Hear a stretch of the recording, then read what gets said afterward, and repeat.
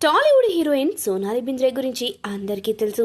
ఒకప్పుడు ఇండస్ట్రీలోని స్టార్ హీరోల అందరితో జతకట్టింది. ఆమె నటించిన ప్రతి మూవీ భారీ విజయాన్ని అందుకున్నాయి. అన్నింట్లో కన్నా మురారి మూవీ అప్పటికి ఇప్పటికీ క్రేజ్ తగ్గలేదు.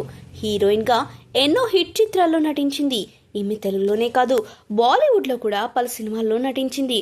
అయితే ఈమె గురించి ఓ ఇంట్రెస్టింగ్ న్యూస్ సోషల్ మీడియాలో చక్కెర్లు కొడుతుంది. ఈమెపై కన్నేసిన ఓ పొలిటీషియన్ అందరి ముందు పాడు పని చేశాడంట. ఆ వార్త ప్రస్తుతం సోషల్ మీడియాలో వైరల్ అవడంతో పెద్ద ఎత్తున చర్చలు జరుగుతున్నాయి. అసలేమన్నాడో ఇప్పుడు ఈ వీడియోలో తెలుసుకుందాం. తెలుగులో ఎన్నో సినిమాల్లో నటించి పాపులారిటీని సొంతం చేసుకున్న ఈ ముద్దుగుమ్మ ఈ మధ్యనే క్యాన్సర్ నుండి పూర్తిగా బయటపడింది. క్యాన్సర్ని జయించిన ఈ ముద్దుగుమ్మ మళ్ళీ సినిమాల్లో రీఎంట్రీ ఇవ్వాలని చూస్తుంది.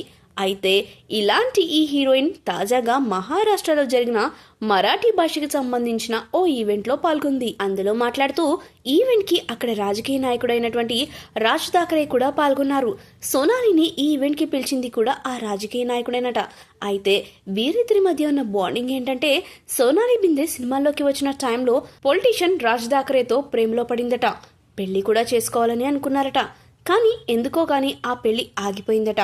ఆయన హీరోయిన్ను పెళ్లి చేసుకుంటే నీ రాజకీయ భవిష్యత్తుపై ఎఫెక్ట్ పడుతుందని వాళ్ళ బాబాయ్ చెప్పడంతో ఆలోచన విరమించుకున్నాడని గతంలో ఓ సందర్భంలో చెప్పాడు. రాజకీయాల కోసం సోనాలిని వదిలిపెట్టి వేరే పెళ్లి చేసుకున్నారట. ఆయనకు పిల్లలు కూడా ఉన్నారు.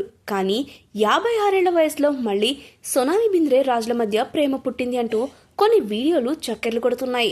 దానికి ప్రధాన కారణం తాజాగా మరాఠా భాషకి సంబంధించిన ఈవెంట్లో సోనాలి బింద్రే పాల్గొన్నప్పుడు ఆమె పక్కకి రా అంటూ రాజ్ ఠాకరేకి సైగలు చేసింది.